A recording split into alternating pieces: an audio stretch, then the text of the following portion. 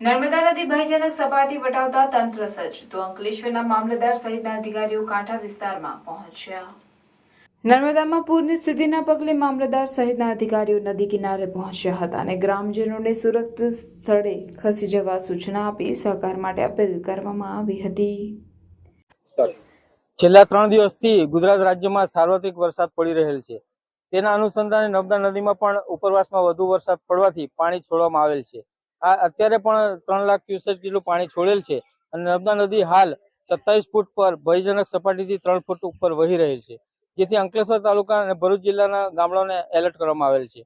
અંકલેશ્વર તાલુકાના કુલ 14 ગામને અસર થાય છે, તે પૈકી પ્રથમ સરફુદ્દીન, ખાલપિયા અને જૂના કાસિયાને અસર થાય છે અને આ ગામ લોકોને સુરક્ષિત રીતે સ્થળાંતર કરવા માટે તંત્ર તરફથી સૂચના આપેલ છે। તેઓને આશ્રયસ્થાનની પણ વ્યવસ્થા કરવામાં આવેલ છે અને તેઓના માલ સામાન માટે ટ્રેક્ટરની પણ જરૂરી સુવિધા ઉપસ્થિત કરવામાં આવેલ છે। એટલે આ વધુ ગભરાવાની કઈ જરૂર નથી, પરંતુ સાવચેતી રાખવી એ જરૂરી છે। શું તમે પેટ્રોલના વધતા ભાવ અને ગાડીના મેન્ટેનન્સથી કંટાળી ગયા છો અને ઇલેક્ટ્રિક વ્હીકલ ખરીદવાનું વિચારી રહ્યા છો? તો ચિંતા છોડો, કારણ કે ગુજરાતની 16 વર્ષથી પણ વધારે અનુભવ ધરાવતી કંપની યો બાઇક્સનો શોરૂમ હવે આપના ભરૂચમાં આવી ગયો છે।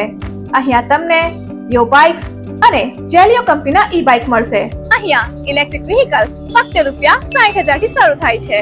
અહીંયા તમને વિદ્યાર્થીઓ માટે બેસ્ટ એવા Yo bike Electron model, Zelio Eeva model, Zelio Legender plus model એવા દરેક પ્રકારના મોડેલ મળી જશે। ફીચર્સની વાત કરીએ તો સિંગલ ચાર્જમાં 70 કિલોમીટરની એવરેજ ફર્સ્ટ મોડમાં મળી જશે, તેમજ digital speedometer, reverse gear system, cruise control, mobile USB charger, remote lock system, વિશાળ ટેકી space, BLDC motor, tubeless tyre. Plus પોઈન્ટની વાત કરીએ તો આ ગાડી ચલાવવા માટે તમને પેટ્રોલ, RTO, RC બુક અને PUC ની પણ જરૂર નથી। અહીંયા તમને સરળ હપ્તેથી EMI પણ મળી જશે, સાથે ફેસ્ટિવલ ડિસ્કાઉન્ટ 2000 થી 5000 સુધીનું તો ખરું જ। અરે આટલા ઓછા ભાવમાં તમને આખા ભરૂચમાં આવા ફીચર સાથે કોઈ પણ કંપની ઇલેક્ટ્રિક બાઇક નહીં આપે। તો આજે જ પધારો જય માં ઈ બાઇક, દુકાન નંબર 13, શ્રી નિકેતન ટાઉન, ચામુંડા મંદિરની સામે, જરેશ્વર, ભરૂચ।